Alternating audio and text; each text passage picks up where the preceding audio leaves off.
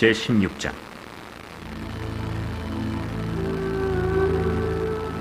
여호와께서 사무엘에게 이르시되 내가 이미 사울을 버려 이스라엘 왕이 되지 못하게 하였거늘 내가 그를 위하여 언제까지 슬퍼하겠느냐. 너는 불에 기름을 채워가지고 가라.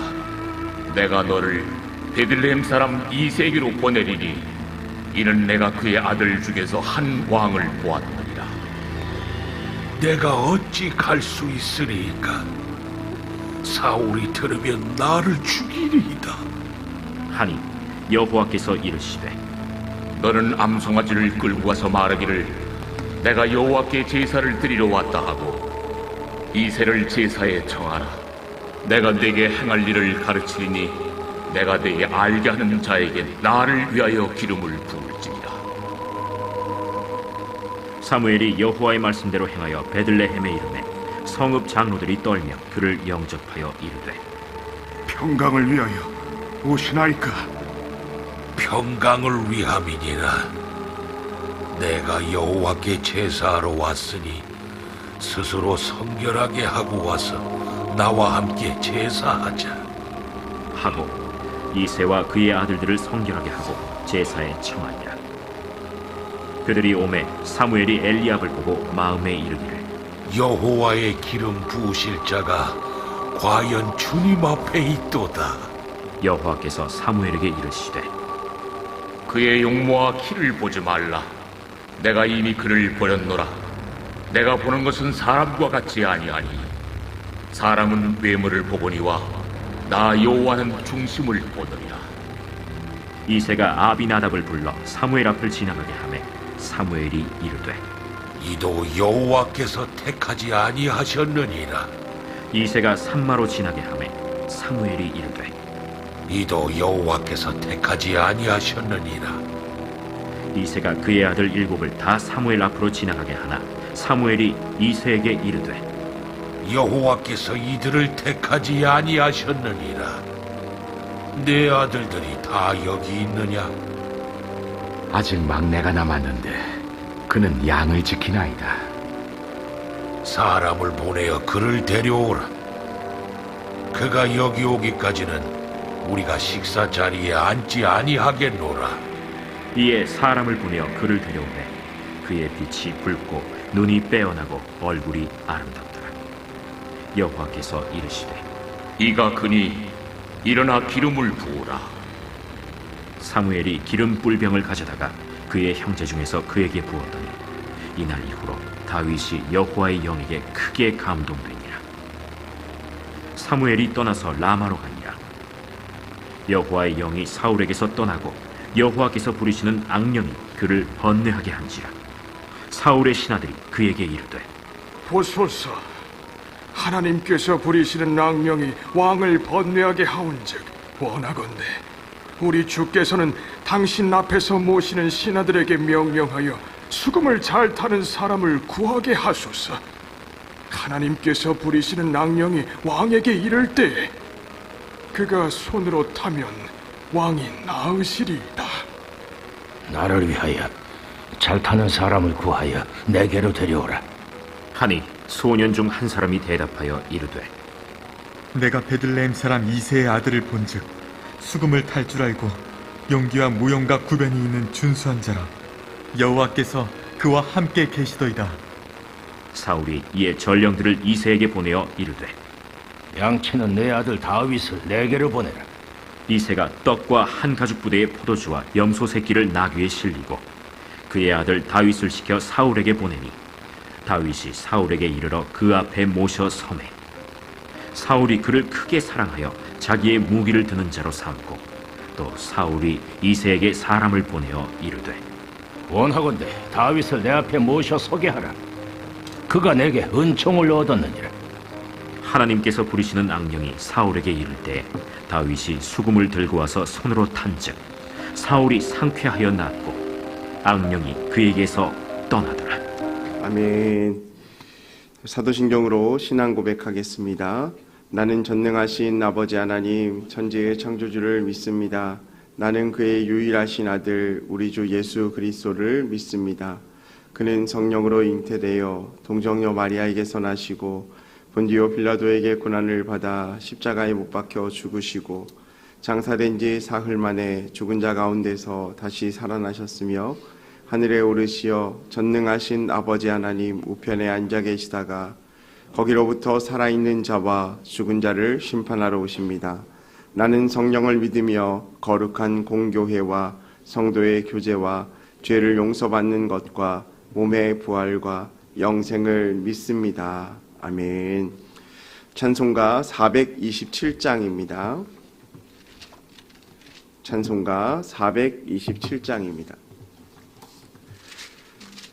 마음 가난한 사람 복이 있나니 천국이 그들의 것임이요 늘 애통하느니 복이 있나니 그들이 위로를 받으리라.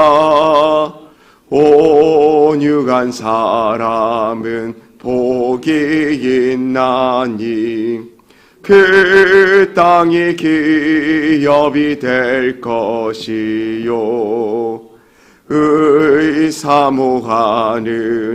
복이 있나니 그들이 배부를 것이로다. 긍휼히 여기면 복이 있나니 긍휼히 여김을 받으리라. 마음 정결한 사람 복이 있나니 그들이 하나님 볼 것이라. 화평케 하느니 복이 있나니 그들이 하나님 아들이요 핍박을 받느니 복이 있나니 천국이 그들의 것임이라. 주위에 욕보면 복이 있나니 하늘의 그 상을 받으리라. 성부와 성자와 성령께 영광 영원히 돌리세. 할렐루야. 아멘. 오늘 우리에게 주시는 하나님의 말씀은 로마서 12장 16절 말씀입니다. 로마서 12장 16절 말씀입니다. 하나님의 말씀을 다 함께 읽겠습니다. 서로 마음을 같이 하며 높은 데 마음을 두지 말고 도리어 낮은 데 처하며 스스로 지혜 있는 채 하지 말라. 아멘.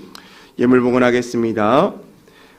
100번째 예물 정원숙 사모님, 감사헌금 양은영 권사님, 황희돈 집사님 주님 복 주심에 감사드립니다. 1000번째 예물 무명으로 2분 1000번째 예물 드렸습니다. 김준우, 김준성, 오선경, 김유신, 유예림, 김혜자, 유용선, 유준경, 장진혁, 장규식, 김정옥, 장진용, 김서율, 박연희, 김봉재 성도님 1000번째 드렸습니다. 기도하겠습니다.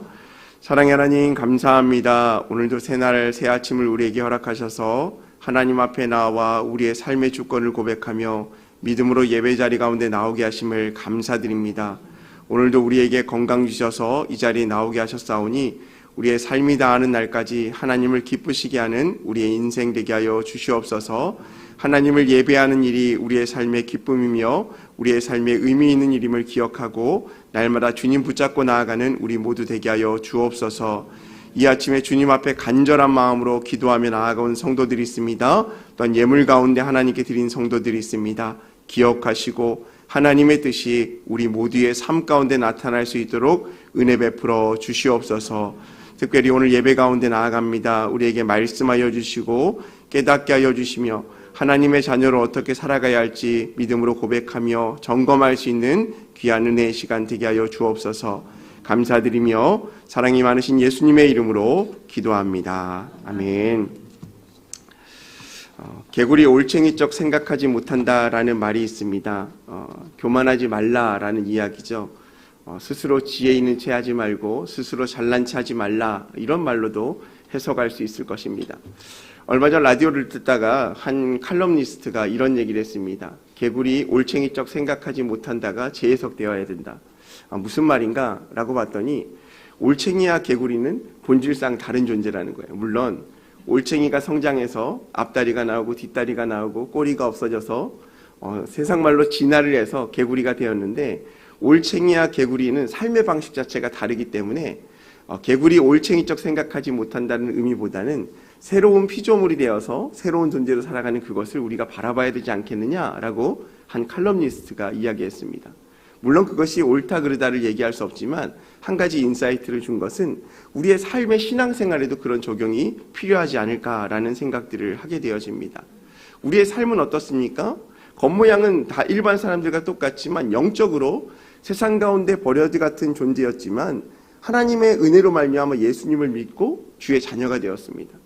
겉의 모양은 똑같지만 우리의 삶의 본질상의 소속은 이제 이 땅이 아니라 하늘나라의 소속이 되었다라는 겁니다. 그래서 우리가 항상 고백하는 것은 하나님 나라의 백성으로 살아가자, 예수님의 자녀답게 살아가자, 하나님을 닮아가자, 이렇게 우리가 이야기하는 것이죠.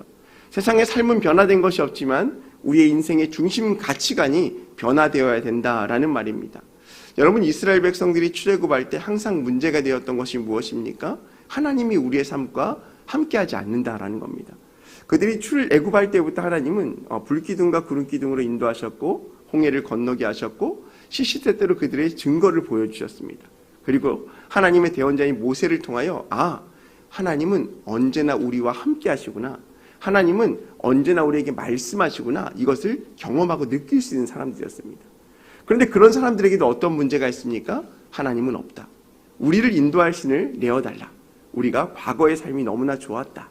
지금 이 삶은 우리에게 고난이기 때문에 하나님이라면 이렇게 할 수 없다라는 고백을 끊임없이 해왔습니다. 어떻습니까? 이스라엘 백성이라는 말만 빼고 거기에 우리라는 공식만 대입하면 너무나 비슷하지 않습니까? 하나님이 말씀하시고 하나님의 은혜를 경험하고 또 날마다의 삶 가운데 하나님의 말씀을 우리가 바라보고 있지만 언제나 우리 마음 가운데 하나님이 정말 역사하실까? 하나님이 정말 살아계시다면? 이라는 질문을 우리가 늘 하게 되어지는 것이죠. 여러분, 그리스도인들의 변화는 어떤 것을 이야기할까요? 하나님을 만남으로 말미암아, 예수님을 만남으로 말미암아 우리의 내적인 본질상의 변화를 말합니다. 이스라엘 백성들이 겉모양은 하나도 변화되지 않았지만 하나님께서 그의 삶 가운데 함께 하시고 삶의 모습과 마음을 변화시키길 원하셨던 것처럼 하나님은 지금 이 순간에도 예수 그리스도를 향한 믿음으로 말미암아 우리의 삶의 마음의 자세를 변화시키기 원하신다라는 겁니다. 그래서 이것을 본질상의 변화라고 합니다. 여러분, 로마서 8장 1절과 2절을 보면 우리의 삶의 모습에 대해서 나와 있는데요. 한번 읽어보겠습니다. 그러므로 이제 그리스도 안에 있는 자에게는 결코 정죄함이 없나니. 그리스도 안에 있는 자에게는 정죄함이 없대요. 그리고 2절에는 뭐라고 말합니까? 이는 그리스도 안에 있는 생명의 성령의 법이 죄와 사망의 법에서 너를 해방하였습니다. 그리스도 예수 안에 있는 생명의 성령의 법이 우리를 죄와 사망의 법에서 해방하였음으로 말미암아 우리가 더 이상 정죄함이 없다라는 거예요. 여러분, 우리의 죄의 문제는 나의 능력과 나의 힘이 아니라 오로지 예수님의 은혜임을 분명하게 사도 바울은 이야기하고 있다는 것입니다. 이것을 우리가 함께 고백하고 계십니까? 무슨 이야기입니까? 우리 인생이 해방되었다라는 겁니다. 그러면서 바울 사도는 고린도 교인들에게 고린도서 5장 17절 말씀에 이런 말씀도 합니다. 고린도서 5장 17절 말씀에 이렇게 이야기합니다. 한번 읽어보겠습니다. 그런즉 누구든지 그리스도 안에 있으면 새로운 피조물이라. 이전 것은 지나갔으니 보라 새 것이 되었도다. 예수 안에서 결코 정죄함이 없고 해방되었는데 예수 안에서 우리가 새로운 피조물이 되었다는 거예요. 그러니까 무슨 말입니까? 나라는 존재는 있지만 새로운 피조물, 본질상 새로운 사람으로 탄생되었다라는 것을 말합니다. 그러니까 우리가 본질상 진노의 자녀였지만 이제는 예수 안에서 하나님의 자녀로서 온전한 삶을 살아갈 수밖에 없는 세상 사람들이 구별할 수 없는 새로운 존재가 되었다라는 겁니다. 쉽게 말하면 개구리가 되었다라는 얘기예요. 똑같은 것 같지만 이전부터 성장해 왔던 것 같지만 우리의 삶이 새로운 피조물이 되어서 하나님을 기쁘시게 하고 하나님 예수 그리스도 안에서 죄가 해방되어진 새로운 피조물의 존재가 되었다라고 분명하게 바울 사도는 이야기하고 있습니다. 그러면서 바울 사도가 그러면 변화된 것이 중요한 것이 아니에요. 우리가 과거의 가난한 삶 가운데 정말 열심히 노력해서 부유한 삶으로 되었다라는 것이 중요한 것이 아니고 과거의 연약한 삶 가운데 예수님을 은혜 받았다라는 은혜 받았다. 오늘 내가 성령 받았다. 이것이 중요한 것이 아니라 한 단계 더 나아가는 것이 중요하다라고 이야기합니다. 무슨 말이냐면 로마서 12장 1절과 2절 우리가 지금 로마서 12장을 읽고 있는데 바울 사도가 하나님의 자녀의 삶의 태도에서 한 번 더 이야기합니다. 한번 12장 1절과 2절 말씀을 읽어보겠습니다. 그러므로 형제들아 내가 하나님의 모든 자비하심으로 너희를 권하노니 너희 몸을 하나님이 기뻐하시는 거룩한 산제물로 드리라. 이는 너희가 드릴 영적 예배니라. 바울 사도가 뭐라고 말합니까? 하나님의 모든 자비하심으로 너희를 권면한다라고 얘기해요. 하나님이 기뻐하시고 하나님을 즐겁게 할 수 있는 거룩한 산제물로 우리의 삶을 드릴 수 있어야 된다는 거예요.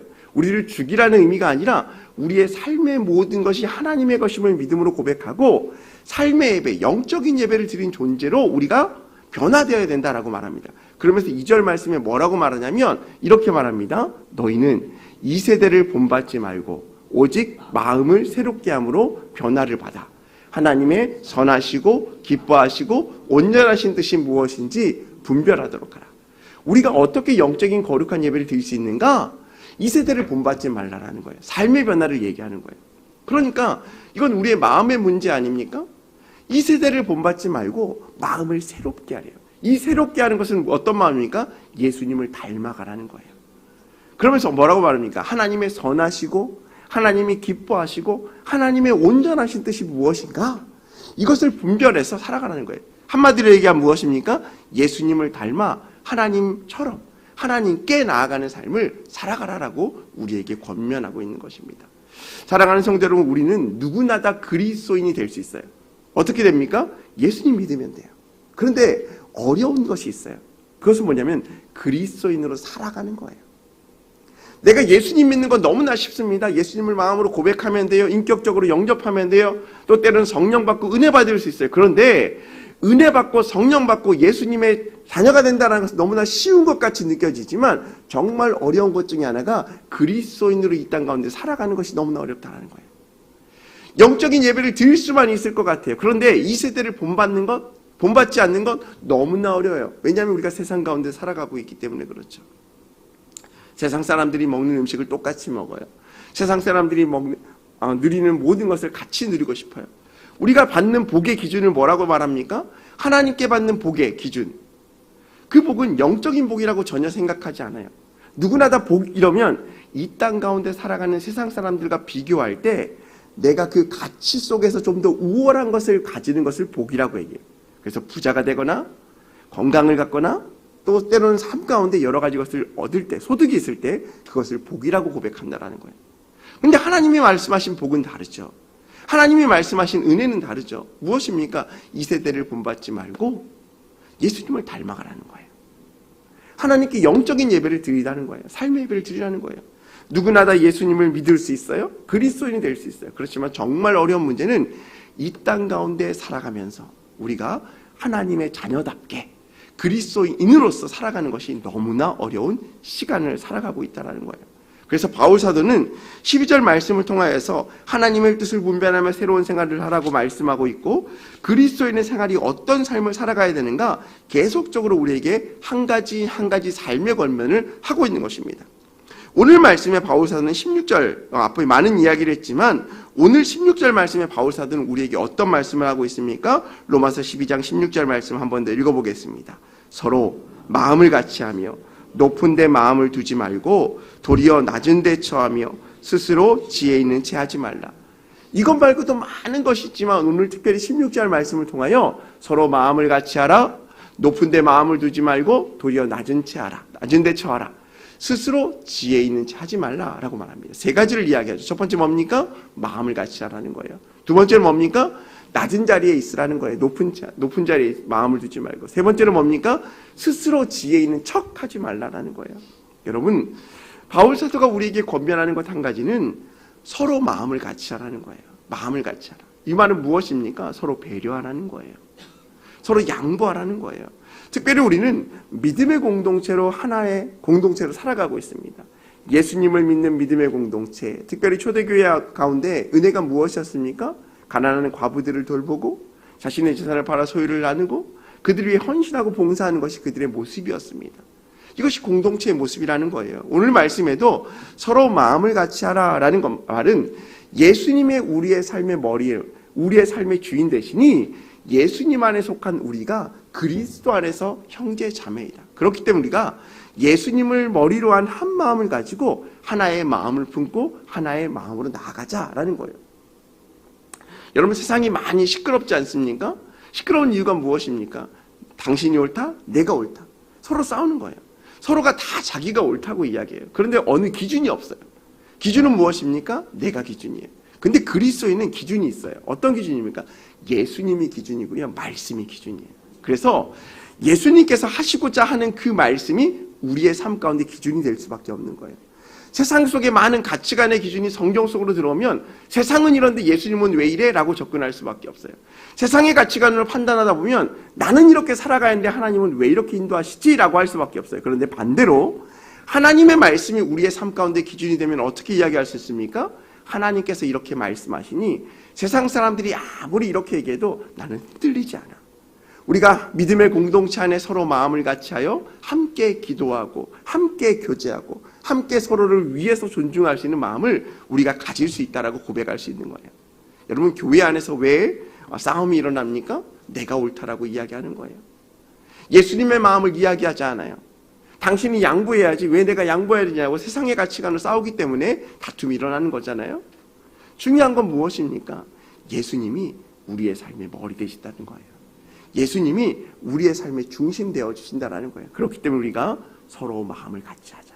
내가 예수님을 사랑하고 당신도 예수님을 사랑하니 우리가 사랑하는 그 예수님의 공동의 관심사로 함께 살아가자는 거예요. 저희 큰아이가 이제 기대를 하고 있어요. 이제 곧 야구 시즌이 시작되거든요.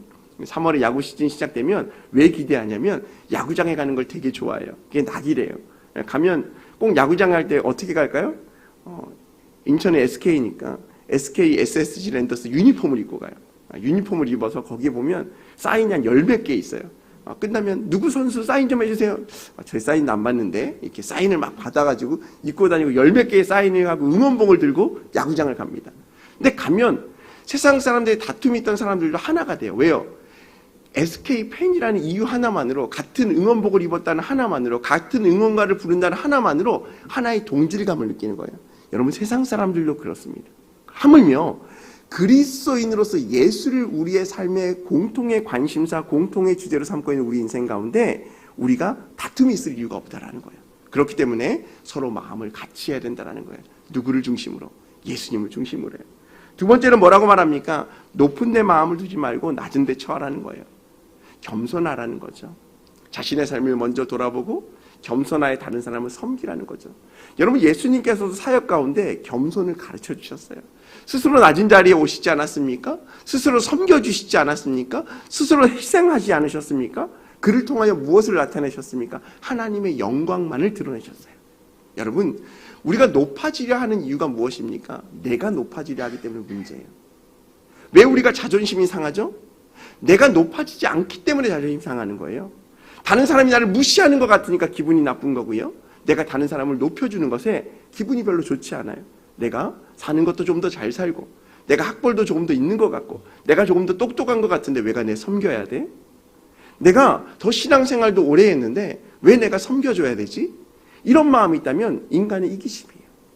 예수님 안에서 사랑하는 마음 무엇입니까? 비록 내가 신앙 안에 거하기 때문에 거하고 더 신앙 연수는 높지만 연약한 자들을 돌보고 연약한 자들 위해 희생하고 연약한 자들 위해 세워주는 마음이 우리에게 있어야 된다는 거예요.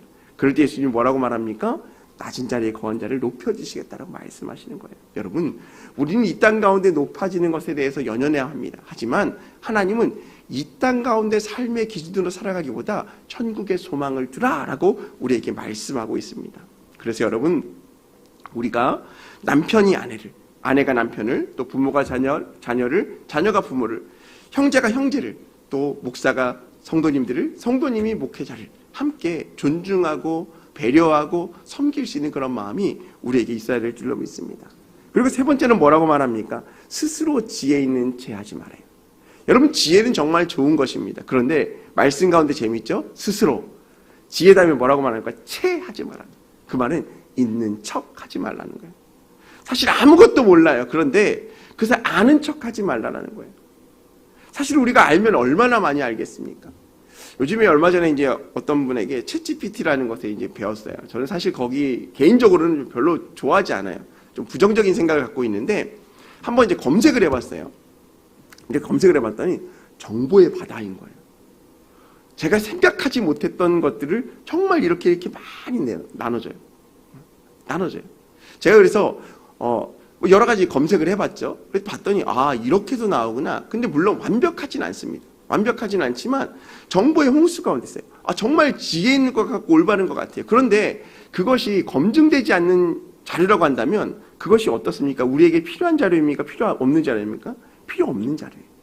여러분, 중요한 것은 우리의 삶 가운데 지혜가 있다라고 이야기하지만 그 지혜가 나 자신이 말하는 지혜, 이것이 정답이야, 이것이 맞아라고 한다면 그것은 옳지 않는 거예요.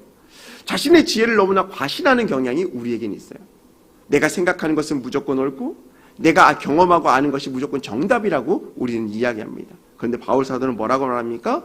스스로 지혜 있는 채 하지 말라. 그 말은 무엇입니까? 앞선 말씀과도 연결이 되었는데 겸손하라는 거예요.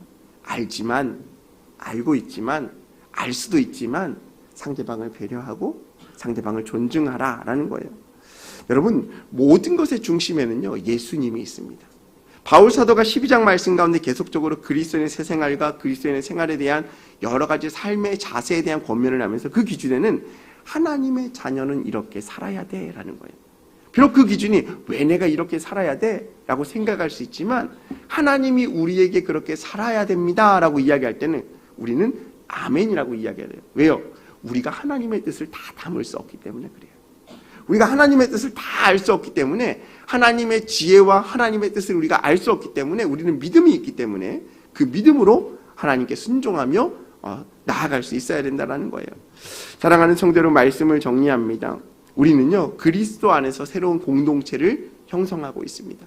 예수님을 우리의 삶의 머리로 삼고 하나의 공동체로 세워져 나가고 있습니다. 바울 사도가 그리스도인으로서 세상 가운데 어떻게 살아가야 할지 수많은 말씀을 하시지만 오늘 특별히 우리에게 세 가지 말씀을 하십니다. 마음을 같이 하십시오. 높은 데 마음을 두지 말고 낮은 데 처하십시오. 스스로 지혜 있는 채 하지 마십시오.